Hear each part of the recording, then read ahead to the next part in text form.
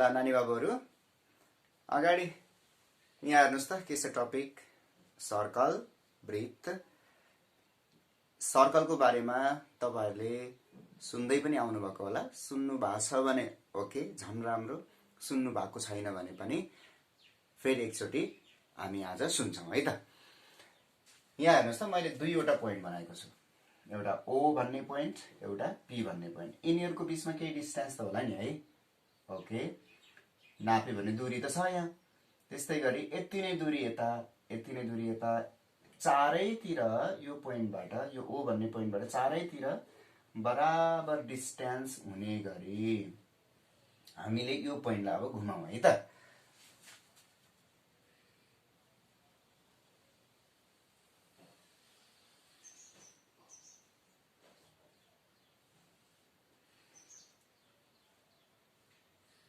ल हेर्नुस् त यसरी घुम्दाखेरि यो जुन पोइन्ट थियो यो पोइन्टलाई त हामीले मुभ गरायौं, यो पोइन्टलाई हामी भन्यौं मुभिङ पोइन्ट। कसको वरिपरि घुम्यो? एउटा फिक्स पोइन्टको वरिपरि घुम्यो। घुम्दाखेरि के बनायो? एउटा क्लोज्ड पाथ बनायो, बन्द बाटो बनायो। यो बाटोलाई नै हामी के भन्छौं त? सर्कल भन्छौं है त। यो बाटोलाई नै के भन्छौं हामी? सर्कल भन्छौं। अनि अर्को कुरा ध्यान दिनुपर्ने कुरा, जस्तै यो पोइन्टले मुभ गर्दै गर्दाखेरि यसले डिस्टेन्स पार गर्यो कि गरेन त? केही दूरी ट्राभल गर्यो कि गरेन?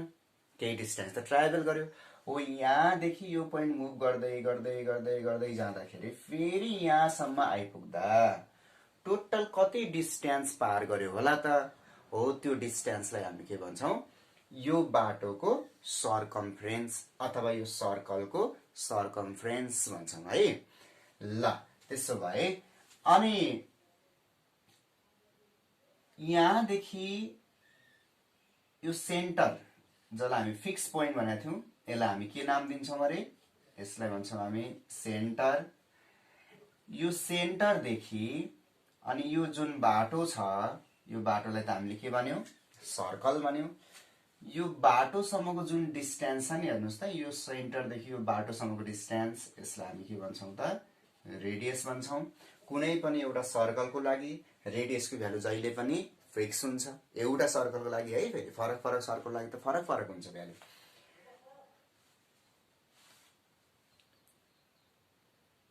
ल अब हामी सर्कमफ्रेन्स, सर्कलको सर्कमफ्रेन्स कसरी क्याल्कुलेट गर्ने त्यसको बारेमा आइडिया लिन्छौं है त। त्यसो भए पहिला एउटा फिक्स पोइन्ट, यसको वरिपरि यसरी एउटा बाटो ड्रा गरौँ। त्यो बाटोलाई हामीले के भनेका थियौं? सर्कल भनेका थियौं। यो बाटोको पनि एउटा आफ्नो लम्बाइ हुन्छ, त्यो लम्बाइलाई के भन्यौं? सर्कमफ्रेन्स भन्यौं। हो त्यो लम्बाइलाई कसरी मेजरमेन्ट गर्ने त्यसको बारेमा हामीले केही फर्मुला चाहिँ जान्नुपर्ने हुन्छ है त। त्यो भन्दा अगाडि यो जुन सर्कलको सेन्टर छ O,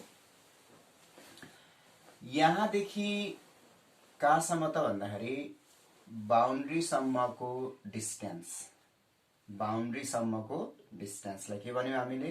रेडियस R। त्यस्तै डिस्टेन्स यहाँबाट पनि लिन सक्छौं।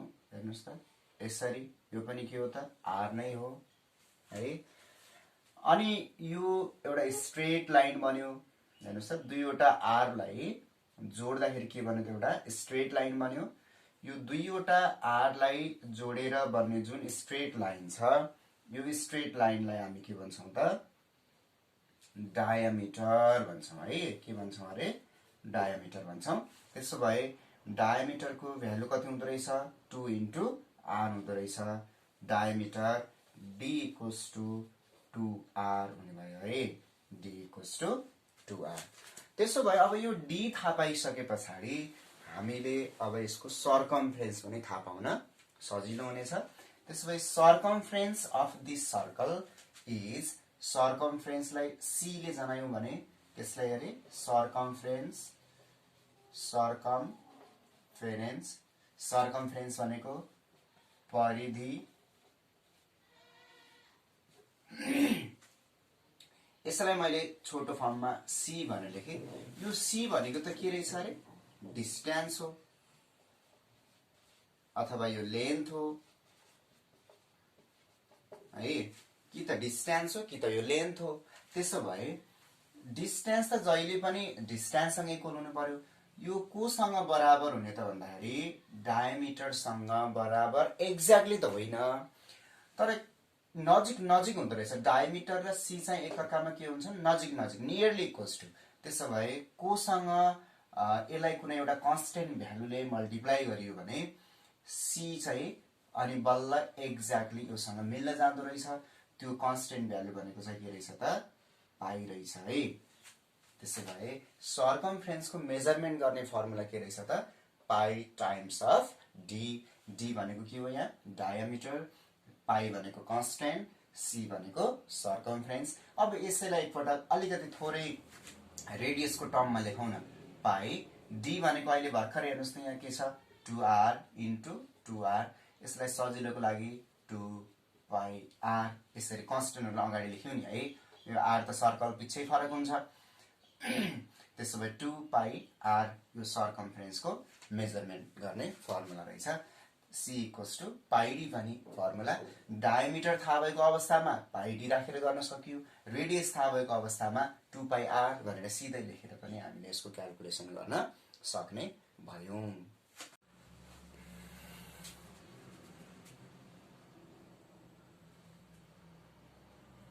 ल नानी बाबुहरु, अब हामी सर्कलको कर्ड अथवा सर्कलमा कर्ड भन्नाले केलाई चिन्छौं त, केसलाई बुझ्छौं, त्यसको बारेमा अगाडि बढौं है। ल एउटा सर्कल भयो, हेर्नुस् त यो सर्कल है। सर्कलको एउटा फिक्स पोइन्ट जसलाई हामी के भन्छौं, सेन्टर।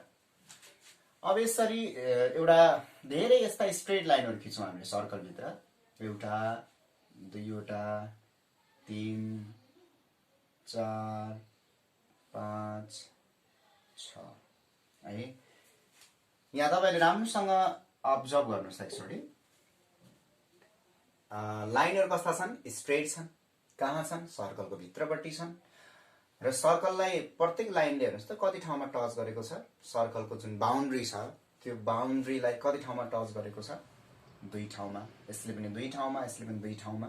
त्यसैले यी जम्मै स्ट्रेट लाइनहरु जो सर्कलको भित्रपट्टि छन् र सर्कलको बाउन्ड्रीलाई 2 ठाउँमा चाहिँ टच गर्छन्, 2वटा पोइन्टमा टच गर्छन् भने त्यो स्ट्रेट लाइनहरुलाई हामी के भन्छौं, कर्ड भन्छौं है। के भन्छौं यसलाई, कर्ड भन्छौं। अब यस पछाडी अलिकति थोरै मोर कन्सेप्ट लग्दाखेरि ल हेर्नुस् त, एउटा स्ट्रेट लाइन यसरी सेन्टर हुँदै पनि हामी अगाडि बढ्न सक्छौं कि सक्दैनौं। ल यसरी अगाडि सेन्टर हुँदै पनि अगाडि बढ्न सकियो। त्यसो भए यो सेन्टरबाट पास हुने जुन कर्ड छ त्यो कर्ड त हामीले अघि भर्खरै छलफल गरेका थियौं। यसलाई त हामी डायमिटर भन्छौं, त्यो सर्कलको diameter. This is the longest chord of the circle. त्यसो भए सर्कलको सबभन्दा लंगेस्ट कर्डको नाम के हो भन्यो भने तपाईले के भन्न सक्नु पर्यो, यो चाहिँ डायमिटर हो है त। ल त्यसो भए यो डायमिटर हो। अब अलिकति यी सबै के हुन्, कर्ड हुन्। ल ठीक छ, त्यसो भए कर्डको कन्सेप्ट पनि भयो। अब अलिकति अगाडि बढौं थोरै। त्यसो भए यसमा हामी थोरै सेगमेन्ट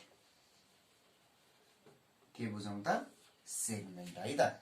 सेगमेन्ट भनेको के हो त, सर्कललाई यसरी हामीले एउटा सर्कल बनायौं भने र सर्कलको त सेन्टर छ हुन्छ।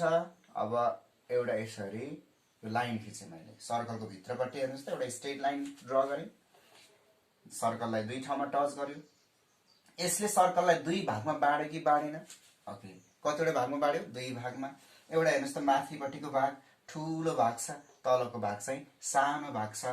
यी 2वटा भागलाई चाहिँ हामी के भन्छौं त, सेगमेन्ट भन्छौं। के भन्छौं अरे, सेगमेन्ट भन्छौं। यो माथिको भाग पनि के हो, सेगमेन्ट नै हो। यो तलको भाग पनि के हो, सेगमेन्ट नै हो। यो जुन चाहिँ ठूलो सेगमेन्ट छ नि यसलाई भन्छौं हामी मेजर सेगमेन्ट।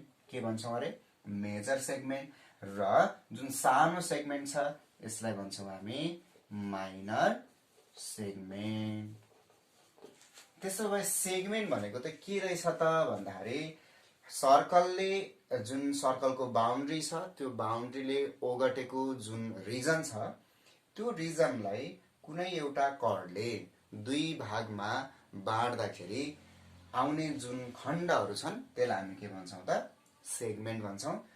यसमा एउटा चाहिँ मेजर सेगमेन्ट भन्ने हुँदो रहेछ, एउटा माइनर सेगमेन्ट। ठुलो चाहिँ खण्डलाई के भन्ने? Major segment. सानो खण्डलाई के भन्ने? माइनर सेगमेन्ट भन्ने। Okay, got it.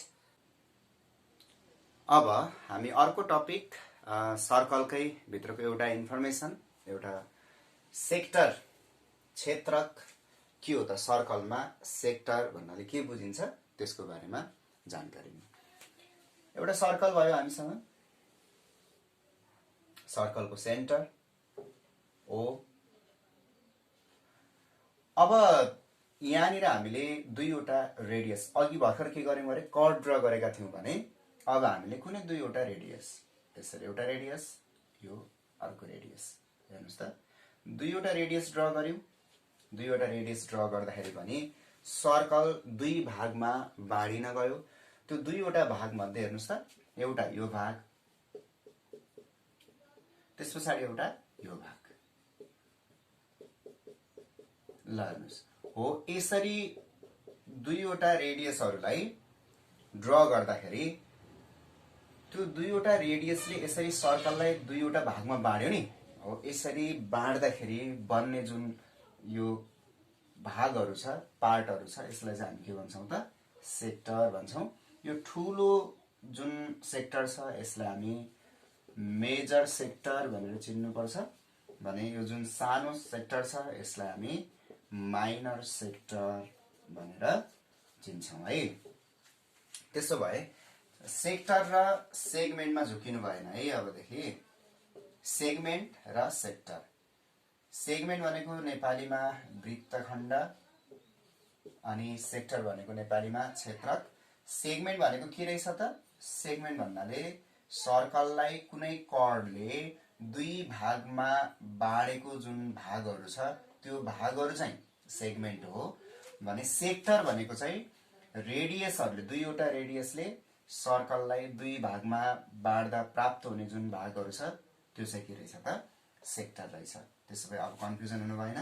यो माइनर सेगमेन्ट अनि यो चाहिँ मेजर सेगमेन्ट। हेर्नुहोस् है, दुवैमा सेम सेम, मात्रै फरक के छ भन्दाखेरि माइनर मेजर दुवैमा सेम छ। Minor major, major major minor. त्यस पछाडि एउटामा छ सेगमेन्ट, अर्कोमा छ सेक्टर।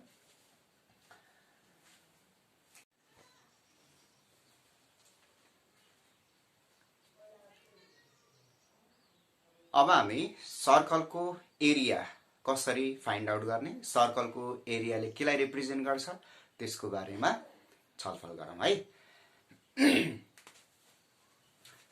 ल यहाँ हेर्नुहोस् त, यो एउटा मैले सर्कल बनाएँ। यो सर्कललाई तपाईले यसरी बोकेर यो मार्करलाई जसरी समाएर हिँड्न सक्नु हुँदैन, किनकि यो कुनै अब्जेक्ट होइन। त्यसो भए सर्कल के हो त भन्दाखेरि, जस्तै सपोज इक्जाम्पल, एउटा यसरी मैले हात यहाँ बोर्डमा राखेँ है। बोर्डमा राख्दाखेरि यो बोर्डको कति क्षेत्र चाहिँ हातले ओगट्यो त? यो बोर्डको जुन सर्फेस छ यो सर्फेसको कति भाग चाहिँ यो हातको यो जुन मेरो पन्जा छ यसले ओगट्यो त? यो त एउटा सर्फेस रहेछ नि है। यो के रहेछ? 2D सर्फेस हो। यसलाई हामी बोकेर हिँड्न सक्दैनौँ। यो प्लेन सर्फेस हो, 2D प्लेन सर्फेस हो। त्यसो भए यसलाई हामी 3D अब्जेक्ट जस्तो यसरी बोकेर हिँड्न सक्दैनौँ।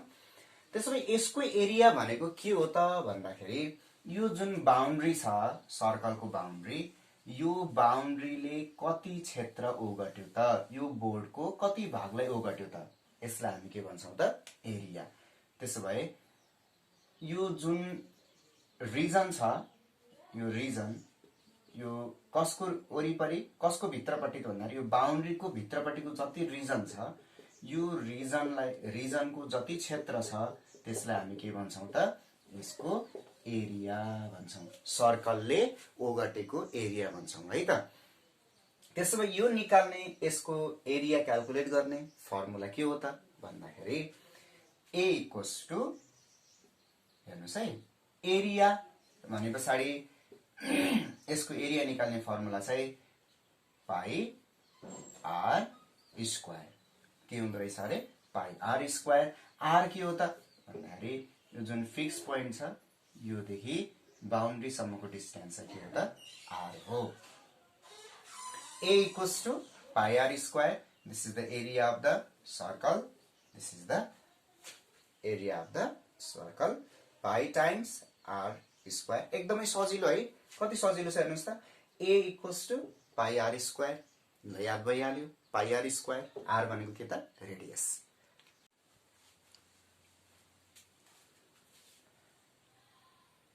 ल अब अर्को टपिक रहेको छ आर्क चाप यो चाप भन्नाले फेरि साइन्सको चाप होइन विज्ञानको चाप होइन अब सर्कलमा आर्क भनेर केलाई बुझ्ने है त त्यसको बारेमा चर्चा गरौँ